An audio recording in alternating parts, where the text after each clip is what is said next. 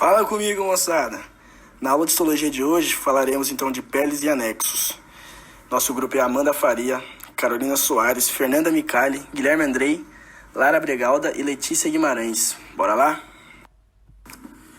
Então nossos objetivos são listar os constituintes e funções do sistema tegumentar, descrever as características histológicas da pele, incluindo as camadas da epiderme e derme, apontando os tecidos que as compõem e os tecidos celulares existentes, reconhecer a histologia dos anexos da pele e suas funções.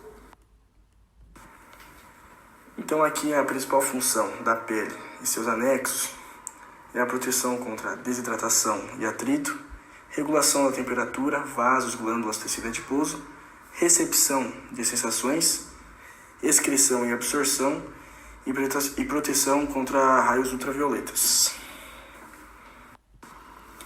A epiderme é a primeira camada da pele, que é um tecido epitelial de revestimento estratificado, pavimentoso, queratinizado, dividido em 5 estratos ou camadas, sendo elas a basal, espinhosa, granular, lúcida e córnea.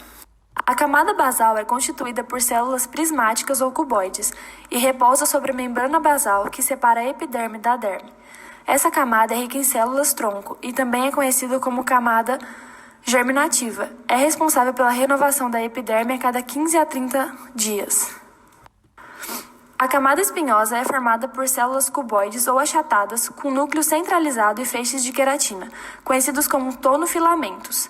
Essas expansões se mantêm unidas através de desmossomos, dando o aspecto espinhoso a essa camada. A camada granulosa constitui apenas de 3 a 5 fileiras de células poligonais achatadas e núcleo central, e citoplasma carregado de grânulos basófilos, chamados grânulos de querato-hialina, que não possuem membrana. Outra estrutura presente na camada granulosa são os grânulos lamelares, que se fundem com a membrana, formando uma barreira contra a penetração de substâncias e a tornando impermeável. A camada lúcida é a mais evidente na pele espessa e é constituída por uma camada delgada de células achatadas, eosinófilas e translúcidas, cujos núcleos já foram digeridos por enzimas. O citoplasma apresenta filamentos de queratina compactados e envolvidos por material eletrodenso. A camada córnea tem espessura muito variável e é constituída por células achatadas, mortas e sem núcleo. O citoplasma é rico em queratina e esta possui pelo menos 6 polipeptídeos diferentes.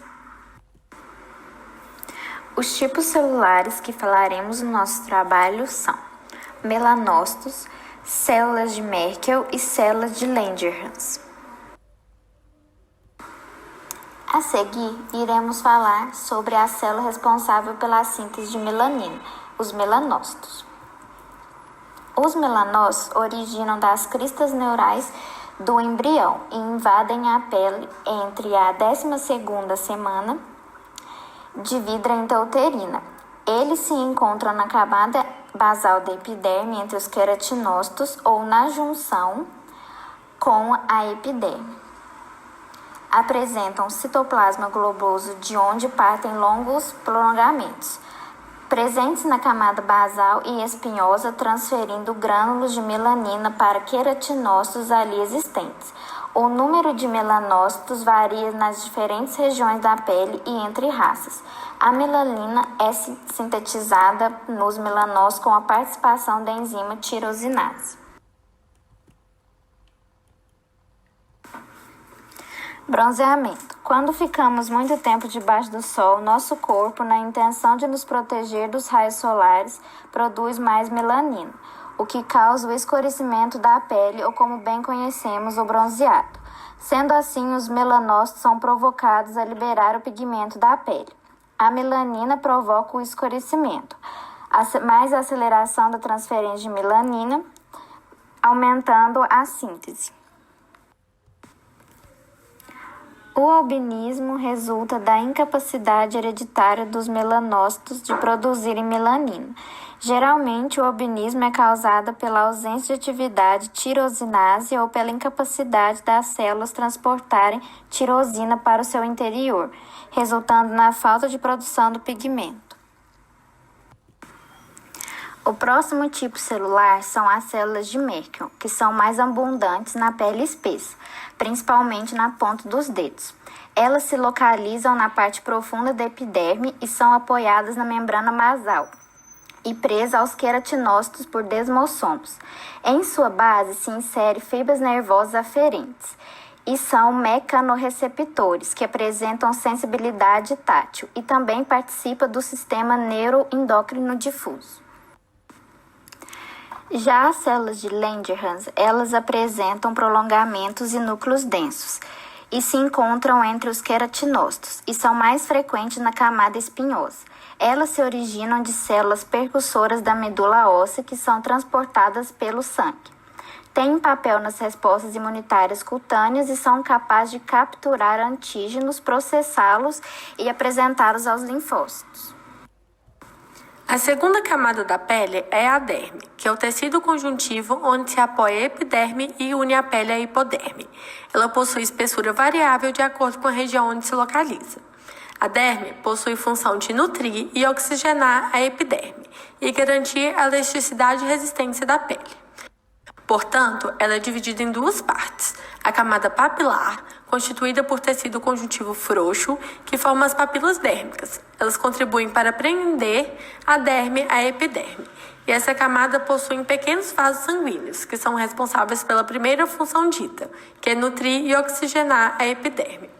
E a camada reticular, que é a mais espessa, constituída de tecido conjuntivo denso, ela é responsável pela segunda função dita, que é garantir a resistência e a elasticidade, pois possui muitas fibras do sistema elástico.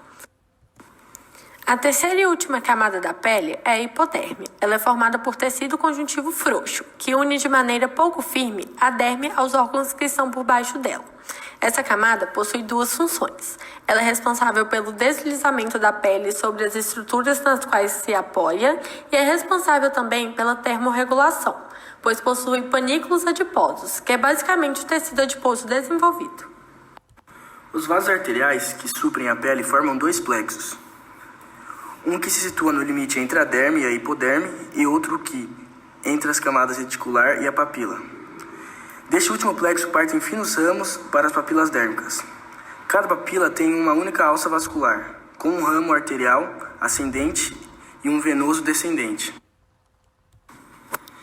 Existem 3 plexos venosos na pele, 2 nas posições descritas para as artérias e mais uma na região média da derme. Encontra-se frequentemente na pele anastomoses arteriovenosas com glomos, que tem papel importante no mecanismo de termorregulação. O sistema de vaso linfático inicia nas papilas dérmicas, como capilares em fundo cego, que convergem para um plexo entre as camadas papilar e reticular.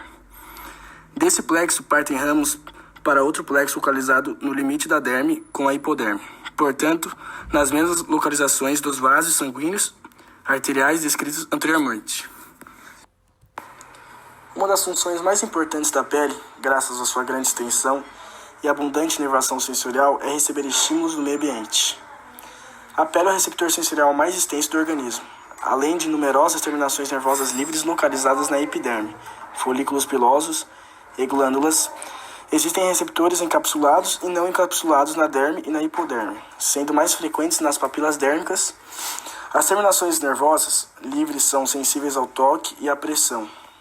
São sensíveis também a variações de temperatura, dor, coceiras e outras sensações.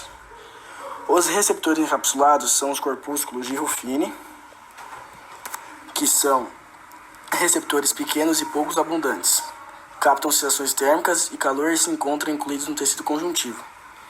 São eles também o corpúsculo de Vater-Pacini, que são receptores que se apresentam sob forma de uma terminação nervosa, envolvida por camadas concêntricas do tecido conjuntivo, adquirindo aspecto de uma cebola. São encontradas nas camadas profundas da pele, no tecido conjuntivo e nas articulações. Captam sensações de toque, tato e de vibração. Outro corpúsculo é o de Meissner, que são receptores pequenos formados por axônio mielínico. Encontram-se localizados nas saliências sem pelos, como nas partes mais altas das impressões digitais, nos mamilos e nos genitais. Captam sensações de toque. Outro corpúsculo é o de Krause. São estruturas formadas por uma fibra nervosa cuja terminação tem forma de uma clava. Estão localizadas nas regiões de limite de pele com a membrana mucosa, como ao redor dos lábios e dos genitais. Captam sensações térmicas e de frio.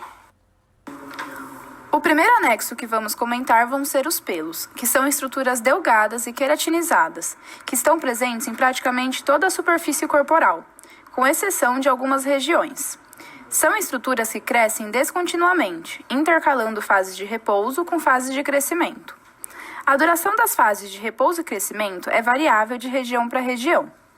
As características dos pelos de certas regiões do corpo são influenciadas por hormônios, principalmente os hormônios sexuais. Cada pelo se origina de uma invaginação da epiderme. Eles variam em cor, tamanho, disposição e crescimento. As células que recobrem a papila dérmica formam a raiz do pelo. Em certos tipos de pelos grossos, as células centrais da raiz produzem células grandes, vacuolizadas e fracamente queratinizadas, que formam a medula do pelo. Ao redor da medula, diferenciam-se células mais queratinizadas e dispostas compactamente, formando o córtex do pelo. Células mais esféricas formam a cutícula do pelo, constituídas por células fortemente queratinizadas que se dispõem envolvendo o córtex como escamas. Finalmente, duas bainhas epiteliais, uma interna e outra externa, que envolvem o eixo do pelo na sua porção inicial. A bainha externa se continua com o epitélio da epiderme, ao passo que a interna desaparece na altura da região onde desembocam as glândulas sebáceas no folículo.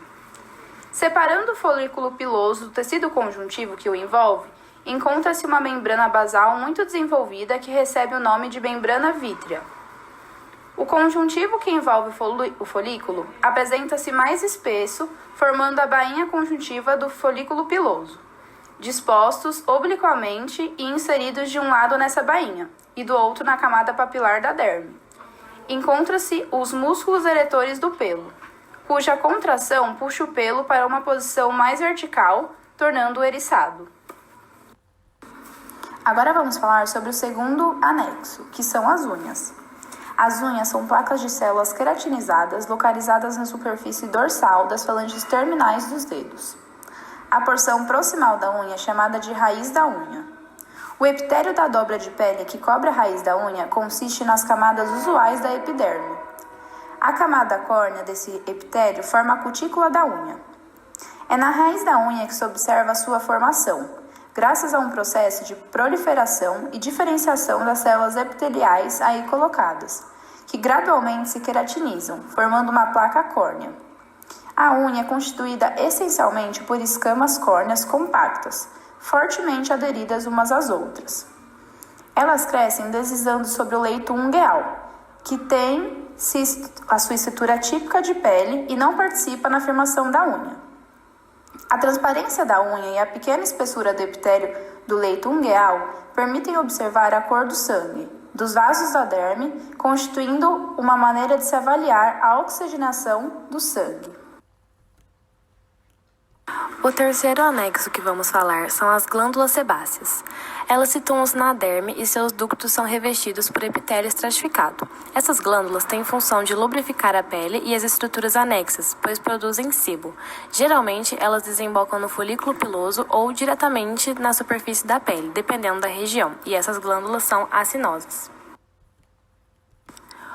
O último anexo são as glândulas sudoríparas. Elas são muito numerosas e encontradas em toda a pele, exceto na glândula do pênis.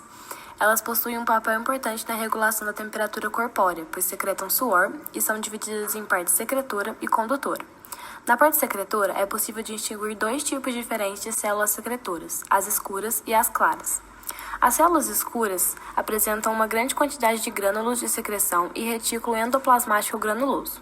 Já as claras não possuem esses grânulos e a quantidade de retículo é reduzida.